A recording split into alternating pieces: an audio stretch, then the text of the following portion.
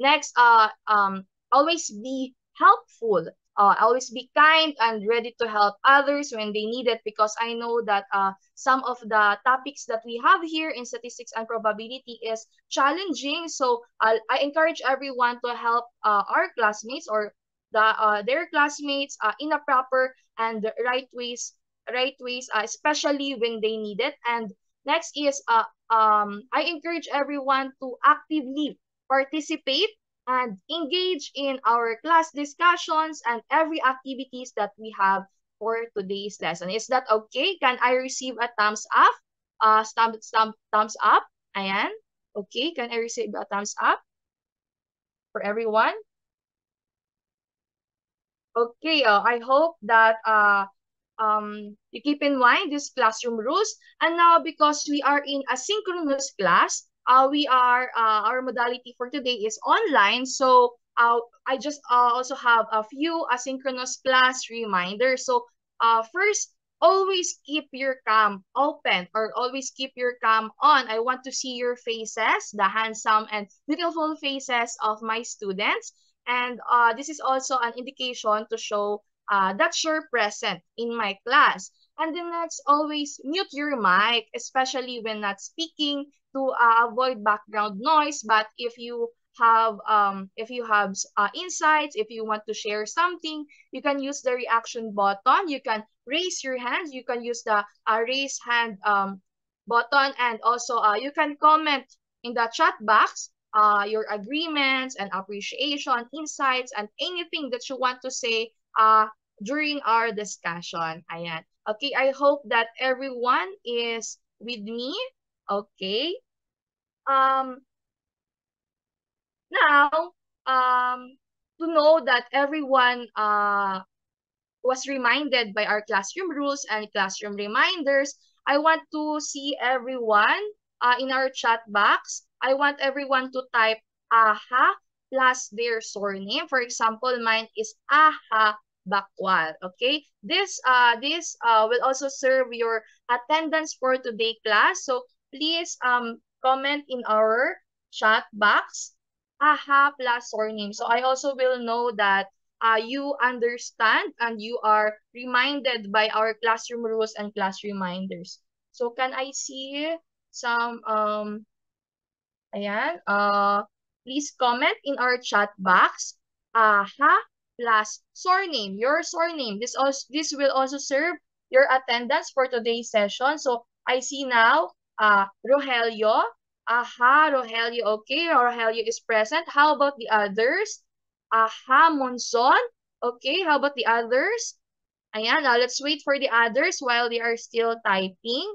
So this one, it's okay. It's okay, Justin. It's okay. Just type your name in the comment box. Aha plus your surname, and this will serve your attendance for our session for today. Ayan. How about the others? Ayan. Aha, magbitang. Okay. How about the others? Okay. Just comment in our chat box the AHA plus surname. This will serve your attendance. Okay. So now, uh, let's try to wait for the others. 1 minute more to wait for the others to comment their surname, AHA plus surname in our chat box. Again, I remind everyone that this will serve as your attendance for our today's session. Okay? Okay, we have now Rogelio, Monson, Magditang. How about the others? How about the others? Ayan. Okay, so just in case na nagkakaroon ng internet connection yung iba nating kaklase, no, kasi nasa online setup tayo, just comment lang sa ating chat box ng AHA plus surname. Okay, I see now, we have na Rogelio, Monson, Magbitang, and Larit. Okay, now, I also want us to utilize our chat box to review what did we learn from our last topic. So our topic, we also talk about statistics and probability in our last topics. We talk about estimation and what are the parameters in estimating. So I want to see comments, or can anyone raise their hand? What did they learn from our last topic by starting with the statement, I learned that. Okay, we can utilize our chat box, and at the same time, you can also raise your hand. Okay, just raise your hand. I learned that. At okay lang kahit one sentence, a little bit reflection, the importance of what we learned. Ayan, we can utilize our chat box, and also you can raise your hand. Uh, um, yan. Let's see. Okay. Meron na ba? Meron na bang nag-comment sa ating chat box or nag-raise ng ating hand? Raise hand button. Ano yung natutunan nyo sa ating lesson last week, diba? We talk about statistics, and then the importance of the statistics, the importance of estimation, estimating. Ayan. Sige.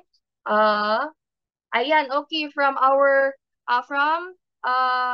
Munson, I learned that statistic is very important in daily life to estimate parameters of certain population. Ayan. Okay, so the importance of statistic no in estimating a certain population. That's very good. Okay, we also have Magbitang. I learned that estimation is important and can be used in daily life. Ayan, totoo. Sobrang importante ng estimations in our daily life, and in all aspects of our life, kasi alam ko naman na ginagamit natin, 'di ba? Nag-estimate tayo ng pera, and yung mga surveys, yan ay example ng ating estimation. Ayan, so nakita ko na madaming natutunan from our last topic. So now, to add more about what we've learned last time. So dagdagan naman natin yung kaalaman natin from last time, no? I have here an activity. So it is called estimating with confidence. So can anyone read our screen, the mechanics of our first activity for today? Can someone raise their hand? Okay, Jocelyn? Activity estimating with confidence for mechanics. Number one, the task is to make a range of predictions or estimation about the total number of ping pong balls inside the jar. Number two, the student who has the closest prediction of the actual number of objects in the jar will win and receive plus 5 points for their assessment. Okay, thank you so much, Jocelyn. So, can I receive a thumbs up reaction kung naiintindihan ba ang ating mechanics for our activity for today? Thumbs up, okay, I can see a thumbs up now. So, though we will be estimating, no, kung ilan ba yung ping pong balls na mag-fit sa jar na nakikita nyo sa inyong screen. And then yung size ng ping pong ball ay ganitong size siya. Ito din nakikita nyo sa inyong screen. At kung sino yung may pinaka-closest prediction, your prediction can be range. For example, sabihin nyo, teacher, parang 28 to 30. 28 to 30 balls yung nag-fit sa ating jar. So, ganon. Meron tayong prediction, range of predictions. Ayan, naiintindihan ba? At kung sino ang may pinaka-closest ay makaka-receive ng 5 points para sa ating assessment or post-test natin after ng ating lesson for today. So I think, let's start now. Okay, so this one.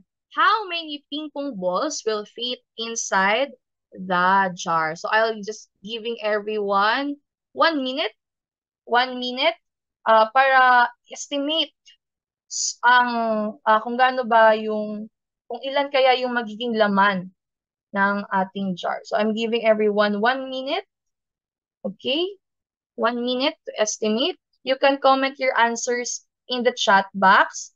And at the same time, you can also raise your hand. You can use the raise hand button. So, ilan kaya yung ping pong balls na mag-fit inside the box? Okay, I'm seeing now answers from Rogelio, Magbitang, and Monson, 20 to 23. And then we also have 20 to 25. And then Monson, we also have 25. Okay, how about the others? I encourage others to also participate in our activity. Please comment your answer. And then we have from Larit, 20, 20 balls. 20 balls. Okay. How about the others? Justin, there are 25 to 28 balls. Okay. So let's see.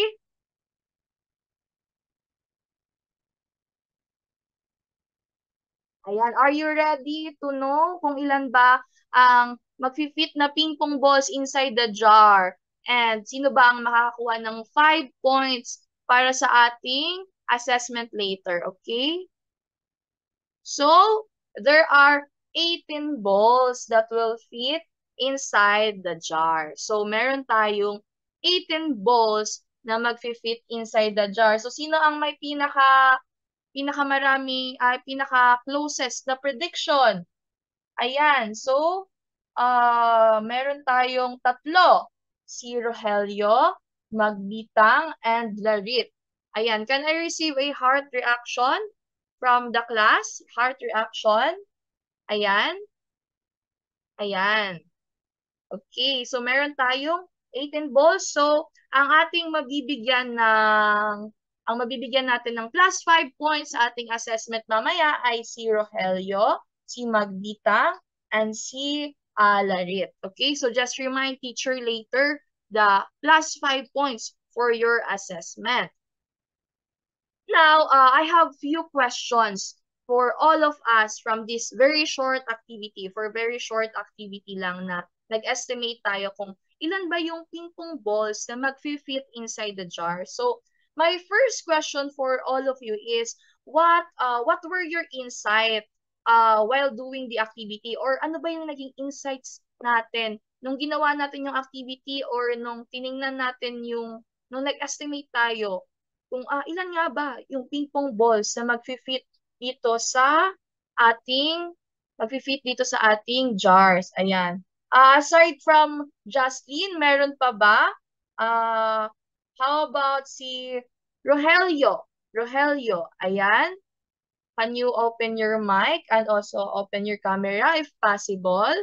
Ayan, my question is, ano yung insight? What insights did you gain while doing our activity? While nung ginawa natin tong activity natin to? Ayan, you can open your mic. Ayan. Ayan, teacher, yung estimation po is somehow can be a fun activity and makaka-help po siya, katulad po na sinabi ko kanina, in making a well-informed decision making. Ayan, thank you so much. So this activity daw, according to him, is fun. So yung estimation ay hindi lang siya, pwede natin siyang gawin as something fun. Okay, so my next question would be, on a scale of 1 to 100, how confident were all of you that your range of prediction is correct? Gaano kayo ka-confident na yung range of prediction nyo kanina habang tinitingnan nyo yung jars, yung prediction niya, correct ito, tama ito, and bakit? Okay, we have Jocelyn. Ako, as for me, teacher, since I am competitive, since I want the plus 5 points, talagang binilang ko po, tinry kong i-fit sa mind ko yung mga ball. And I think, nakatulong din po, sabi ko, I need to be wise for this kasi I want the plus 5 points, teacher. It's a big plus. So, talagang, 18 ba? Tinry ko, teacher, na ilagay. So, I'm confident like 95% po. Ayan, okay. So si Justin ay 95% confident sa kanyang estimation kanina. How about the others? Si Larit?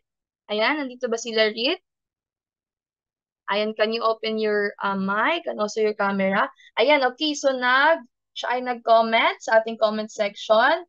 Ang sabi niya ay, I use the jar with one ball on the left side as my baseline so that I can estimate the number of balls that can fit inside the jar on the right. And then he is 98% sure. So, 98% sure siya. Kanya si Justin ay 95% ang kanyang confidence level sa pag-estimate. And then si Larit naman ay ang 98%. Ayan, very good, very good. Ayan, ngayon naman, in doing the activity, what kind of trait help you to willingly consider a range of predictions, the range of predictions? What trait help you para makonsider na okay, this will be my decision that the range, that my prediction or estimation kung ilan ba yung number ng ping pong balls na mag-fit inside the jar is from ganito to ganyan. So what trait help you para makapag-estimate, makapag-predict na kung ilan ba yung number of ping pong balls inside the jar? Okay, so how about let's call Justin. Si Justin. Yan, let's call Justin. Is Justin here? Ayan, you can open your mic. Si Justin. Ayan, okay, nag-iisip pa si Justin. Okay, how about the others? Okay, just take your time para mag-isip kung ano ba yung kanina nung ano in-estimate ko yung kung ilan ba yung ping pong balls na mag-fit inside the jar. Ano kaya yung trait na talagang kinonsider ko na lumabas sa akin para ma-willingly consider na yung prediction kung ilan ba yung ping pong balls sa jar ay from ganito to ganyan. Okay, so we have Monzon. Yeah, we have Monzon first. Okay?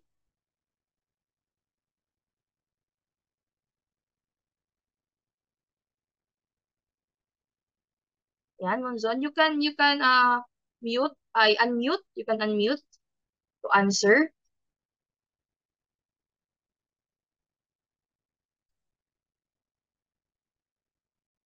Ayan, okay. So hindi niya ma-open ang kanyang mic. Okay? Okay, so it's okay. You can comment your answer in our comment box or our chat box.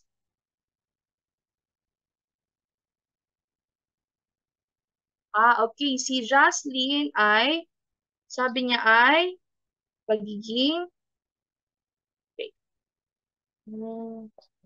Yeah, pagiging wise. Okay, wise. Erase muna natin to. Sulat ko lang. And then um si Monson ay consider the size of the ball and the jar po. Okay, so my question is ano ba yung trait na nag-help sa inyo para willingly to consider na yung prediction nyo ay, for example, kanina nag-predict si ah ayan, nag-predict si Jocelyn, sabi niya 20 to 25. So, ano yung mga kinonsider mo na, ano yung mga, ayun na yung trait na nakita mo sa sarili mo habang nag-estimate na para matukoy na, okay, yung prediction ko sa number of balls sa jar ay 20 to 25, 20 to 23. Ayan. Meron ba? Yan, aside from Monson, I think nagre-raise din ng hand kanina si Rogelio.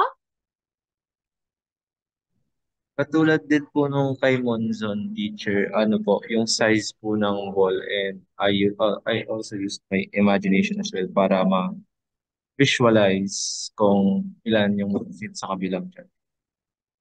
Okay, so, pero ano kaya yung trait na napansin mo sa sarili mo? Kanina kasi, in estimating, no, and giving a range of prediction, dapat meron tayong willingness to consider different kinds of numbers na magpipit sa jar. Kasi, syempre, hindi natin nakikita kung ilan ba talaga yung laman ng jar. So, ano ba yung trait na nag-help sa'yo para mag-come up dun sa answer mo kanina?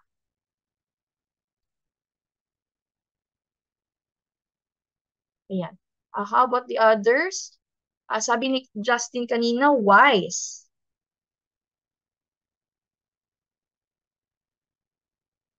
Ayan, si Justin, okay.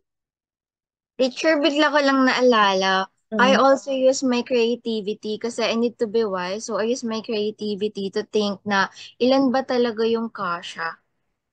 Oh, okay. Creativity. That's good. Um, Creativity para matingnan natin kung ilan ba talaga yung kasha. Okay, what else kaya? What trait helped you?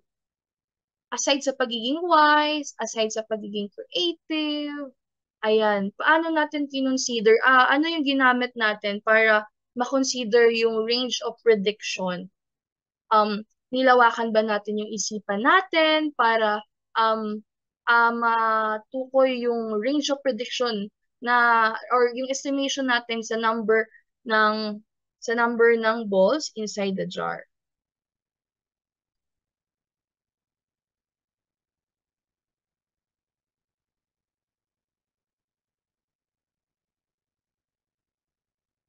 Sabi kanina wise, and then we have also creativity,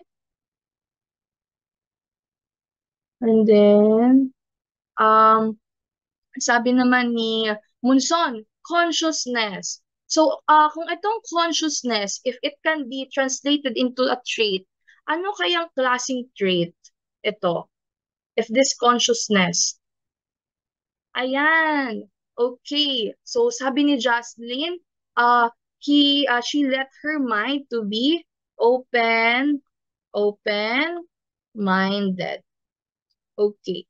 Open-minded in terms of pag pagiging open sa range of prediction kung ilan ba talaga kasi what if dinaya ko pala kayo dun sa tawag dito, sa balls kung gaano kalaki yung size ng balls just to test you kasi this is it's like a challenge, 'di ba? So it is an open-minded then and then meron tayong kino-consider ng mga consequences and then that's it and then ayan wise and also creativity. Also sabi niya na I need to be wise so I use creativity and in order for her to be creative naging open-minded siya. Okay, so that's right. So now naman, my question is, how did this activity help you in problem solving or in for example in decision making? In decision making, how did this activity help you? Okay, aside kay Justin, pwede din po bang matawag si Justin? Anyan, nandyan na ba si Justin?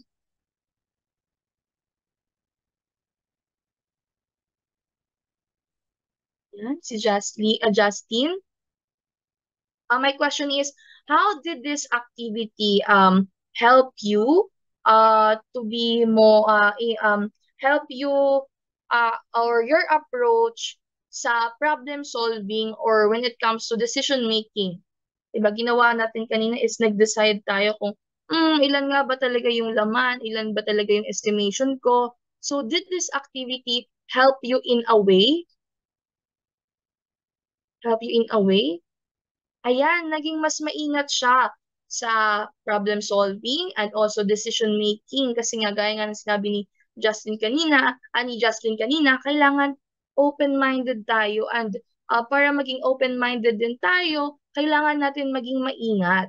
Okay? Um, Next questions that I have is that um, in order for you to improve your your ability to estimate, ano yung mga approaches kaya na pwede mong gawin sa sarili mo para ma-improve pa yung ability to accurately estimate, ayan, to accurately estimate, ayan, okay, aside kay Jocelyn, balikan natin how about Larit? Larit, ayan. Ayan, sabi niya, mas magiging observant pa siya. So also, it is very important no, na mag-observe para magkaroon tayo ng accurate estimation and um accurate prediction ng ng gaya ng ginawa nating activity kanina. Aside from doon, ano pa yung mga strategy or ano pa yung mga pwede nating gawin? Yan. Okay. Ayan, si Jasmine. Thank you, teacher. Second for me is to be open to exploration since I think you cannot be really perfect the prediction or estimation since it varies po. But by doing so, at least kahit pag tinatry and tinatry mo po, at least mas nagiging malapit and at some point, magiging accurate din siya. Not perfect, but through time, we can practice or ma-practice po natin on how to do it somehow accurate. Ayan, tama. So, practice in doing it accurately and um, aside from that also, no, in order, one thing that will help us in estimating and to be able to estimate with confidence, okay, um, in order for us to estimate with confidence, one thing is by um, learning about how to solve the confidence interval of the population mean. So it is one way, para maging confident and maging accurate ang ating estimations. Okay, so now to para palalingin pa yung ating activity kanina, we will now learn kung population mean. But before that, let's read silently on our screen our lesson objectives for today's session. So I'm giving all of you 2 minutes to read our lesson objectives silently.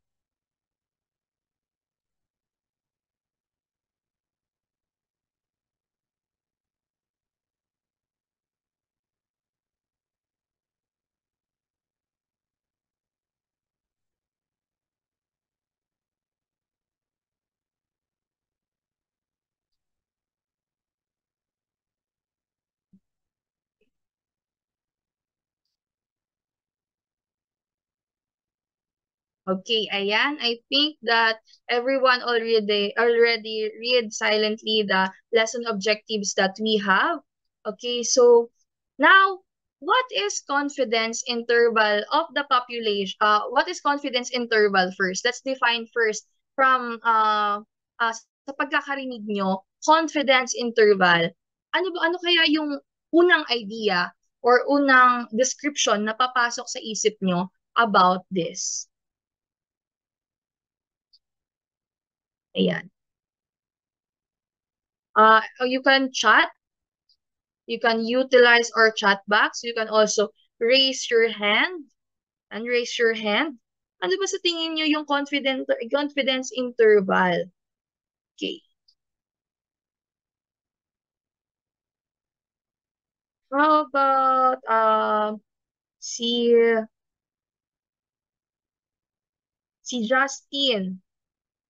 Ayan, si Justine. Do you have any idea kung ano ba yung confidence interval? Confidence interval.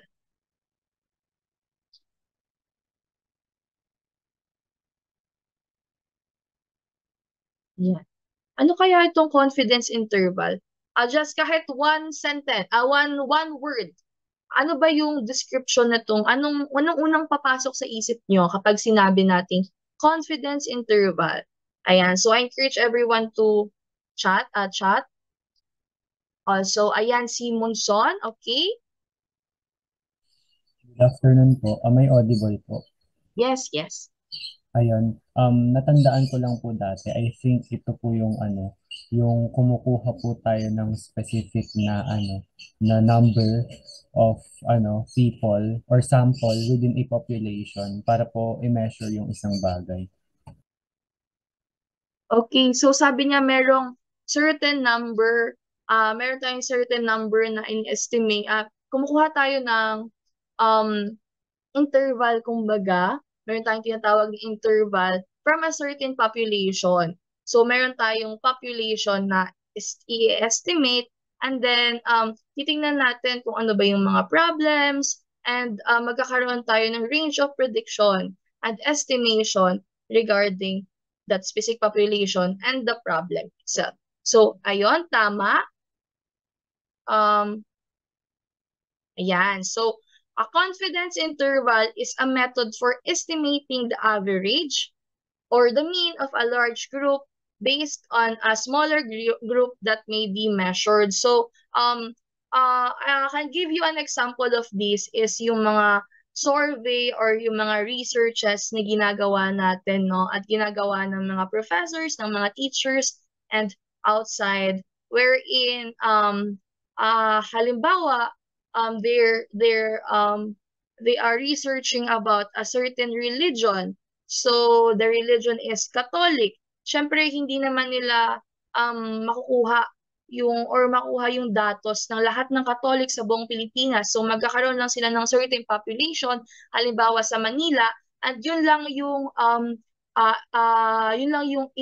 i-estimate nila. So, yun lang yung group or large group. From a large group, yun lang yung smaller group from Manila na may religion na Catholic, yun lang yung i-estimate nila. So that is the goal of confidence interval. And then, now naman is, ano kaya yung population mean? Meron ba tayong idea? What is population mean? Ayan. Population mean. Ano naman kaya yung population mean? Ayan, meron ba? Ayan, mag-chat lang tayo sa ating chat box, kahit short sentence or one word, kung ano ba yung naiisip natin kapag naririnig natin yung word na population mean. Ayan, sabi kanina ni Justin pala dun sa ating confidence interval na confidence interval is a probability, and nagbigay din ng example yung ating kaklase na si Ray that confidence interval is related siya with mock election survey. Ayan, which is very prevalent din today. Ayan, okay. Sabi ni Justin in our comment, average po ng population. Okay, so how about Ray? Okay, you can unmute your mic. Hello po, teacher. Natandaan ko lang po sa research dati, and I'm not very sure of it. Ito po ba yung parang average na identity ng isang population? Ganun. Parang meron po silang demographic information na parang ina-average po, ganun. For example po is yung age po, ganun. Ayun, tama. So, meron tayong specific population, meron kasing sabihin natin na ang Pilipinas ay isa tayong malaking population. But yung population dito sa Pilipinas, meron siyang different characteristics based on religion, socioeconomic income, based on ano pa ba, estado ng buhay, socioeconomic. So, kapag sinabi natin the Filipinos, so isang population siya. Okay? And then, when we say about population mean, ayun, tama. Yun ay isang average score of a certain population. So, kumukuha tayo ng sample group from a population. And then, ito din ay ginagamit natin. Ito ay isa sa mga mahalagang aspect ng confidence interval, no? And then now, meron din tayong tinatawag na confidence level. So, itong confidence level, just like sa example nyo kanina sa question ko na kung gaano kayo ka-confident sa pag-estimate nyo kanina, sinabi ni Justin is 95%. Si Larit naman, sinabi niya 98%. So, that are example of confidence interval. So, in solving a confidence interval, no, we uses confidence level. So, for example, I am 90% sure that I'm using 90% confidence level in solving a problem and with this specific population, halimbawa yung population ng religion, So, meron tayong ginagamit na confidence level, 90%, 99%, 99.9%, 96%, and yun ang ginagamit natin sa pagsusolve ng confidence interval of the population mean. And then, this is now, after we nalaman natin kung ano ba yung confidence interval, what is population mean, and then isa sa pinakamahalagang aspect is yung confidence level, we will now delve in sa pinaka-important part ng ating lesson, which is how to solve confidence interval of the population mean. So, this is our formula for confidence interval. Pwede nyo siya i-screenshot. Screenshot nyo siya kasi magagamit natin siya later para kapag sa mga activities natin. And then, pwede nyo din i-copy. I-copy natin to para mas tumatak sa isip natin yung formula na ginagamit in solving confidence interval involving a population mean. So, the CI, nakita nyo yung CI here, itong CI, this refers to the confidence interval. And then, yung X, and then meron siyang horizontal line sa taas. Yan naman ay for the population mean. And then yung plus, yan yung plus at yung minus, nakita nyo? Plus and minus, yan ay tinatawag na upper bound, yung plus, and then lower bound or positive negative. Ito ay ginagamit natin sa pagsosolve ng confidence interval. The Z is what we call the critical value of confidence level. Yung sinabi ko kanina, meron tayong mga confidence level, for example, 90%, 95%. So, meron siyang kaangkupan or ano ba tawag nito? Meron pa siyang critical value. And then for the S, yung nakita nyo sa may taas, S over, ayan, N. Ayan naman ay for our standard deviation. So for our formula and our problem na pinag-aaralan natin today, the standard deviation is known na. So hindi na natin siya kailangan hanapin or solve.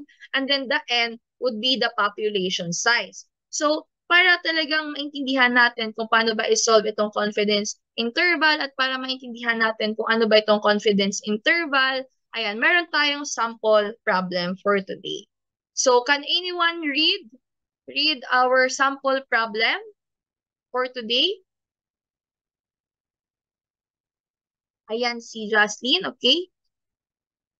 Thank you, teacher. So for our sample problem, a survey of 1,000 randomly selected Filipino workers found that the average monthly income is 20,000 with a standard deviation of 5,000. Estimate the 95% confidence interval for the true average monthly income of all Filipino workers. Ayan, okay. Thank you, Jazz. Thank you, Jazz. So, meron tayong 1,000 randomly selected Filipino workers. And then, nalaman na ang kanilang ang average monthly income na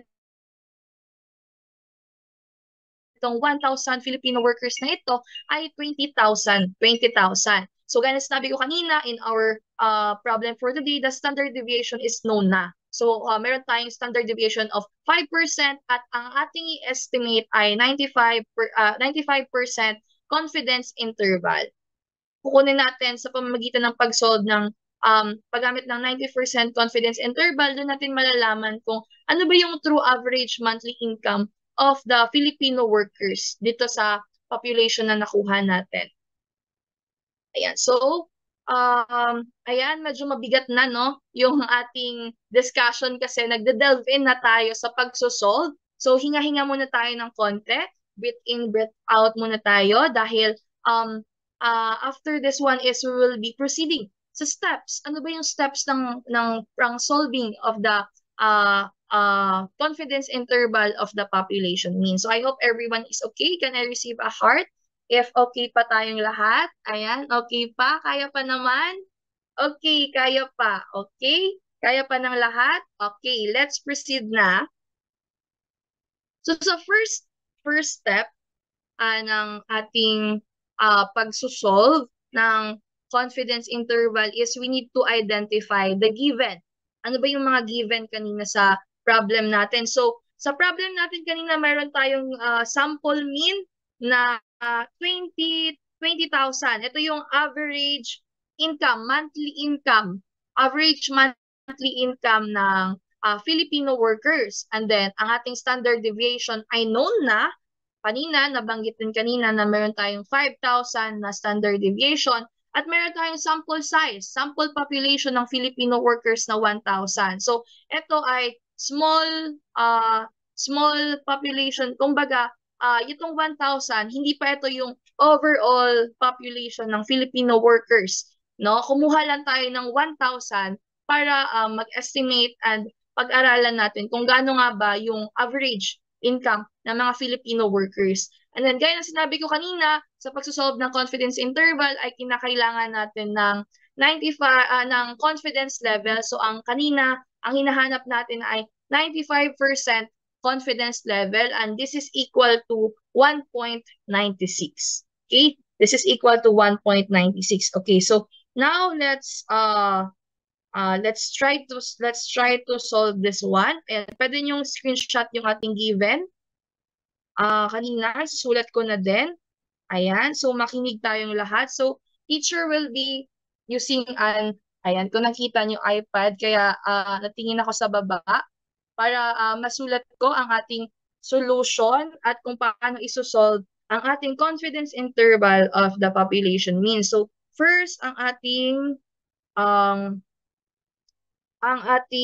formula. So, ilalagay ko muna ang ating formula. The formula is CI is equals to this one. This is the sample mean. Ayan. Sige. Sample mean.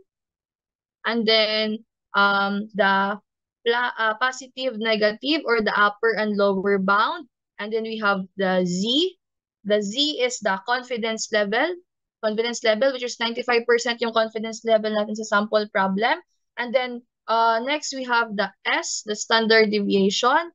And then the population over the population.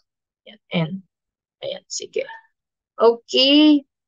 Okay, so first ay ilalagay natin kung dahil confidence interval ang hinahanap natin, so CI equals. So yung X yung sample mean natin kanina, sample mean, yung average income, siya ay 20,000. Yan, sorry, medyo mabagal, okay? 20,000. And then, positive, negative. Then we have the Z value, which is 1.96 dun sa given natin kanina. 1.96. And then we have the standard deviation of 5,000. 5,000. Yung known na standard deviation natin kanina, meron tayong 5,000. Ayan. 5,000. And our population is, ang ating population ay 1,000.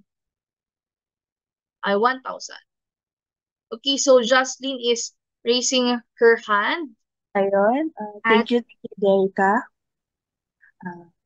Okay, all together, please give Teacher Jerica a virtual claps.